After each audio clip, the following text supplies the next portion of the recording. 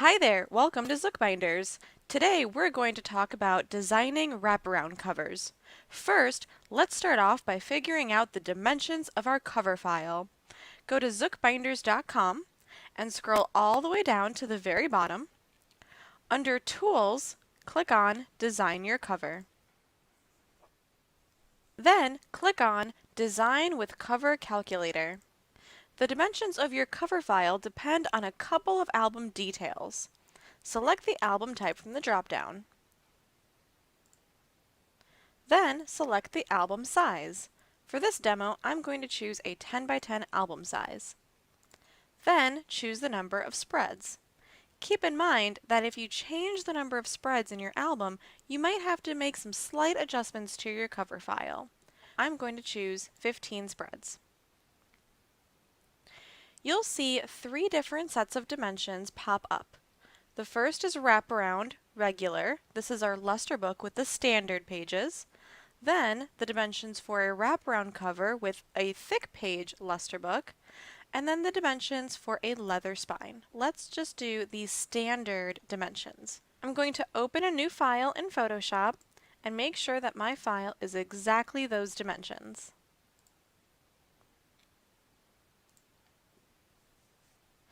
There are two Photoshop tools that are key to making a wraparound cover.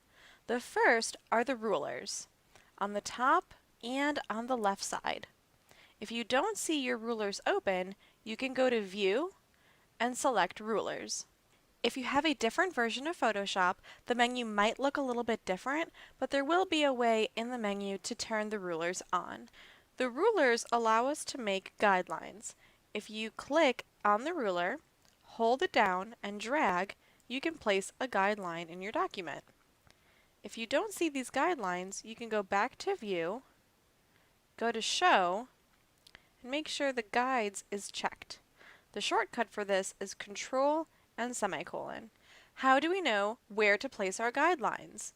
If we go back to our cover calculator and scroll down a bit, we'll see a model of where the guidelines should be in your document. You'll see that the wrap on all four edges is 0.75 of an inch, or 3/4 of an inch. And you'll also see the spine in the middle and the pinch on each side of the spine. Let's go back to Photoshop. First, I'm going to put my guidelines around all four edges of the document. I'm going to drag my guide, and on my version of Photoshop, if I hold the Shift key, you'll see that my guide locks about every 1/8 of an inch or so. So I'm going to go ahead and lock it on 0.75. I'm going to do the same thing for the top, 0.75. Now because our canvas is not an even dimension, it's going to be a little tough to figure out where 0.75 is on the bottom and on the right side. But I have a shortcut for you. Select the rectangular marquee tool. Start off here in the open space and create a rectangle that locks on one of your guides. Drag that over to this side and it'll lock on the edge of the document. Then, when you create a guide, it'll lock on that rectangle on the other side. That's how you know that this distance over here is the same distance as over here. Let's do the same for the top and bottom.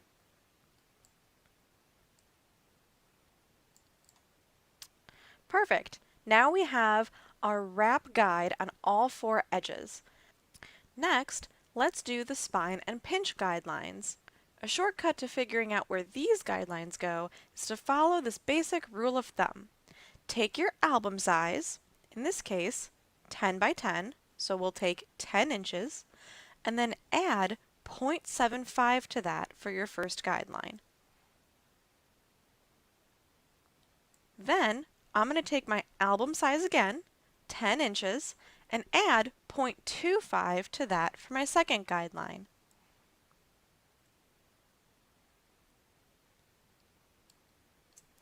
Then I'm going to use my rectangular marquee tool for our other shortcut trick to replicate those guidelines that belong on the other side.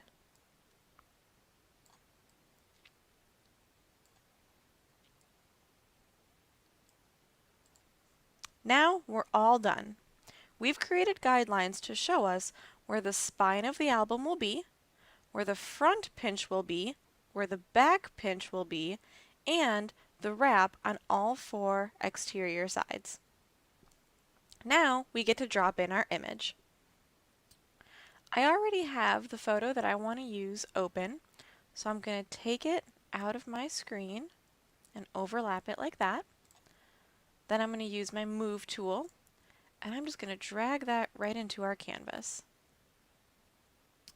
I can adjust the positioning of the photo, and I can also change the size.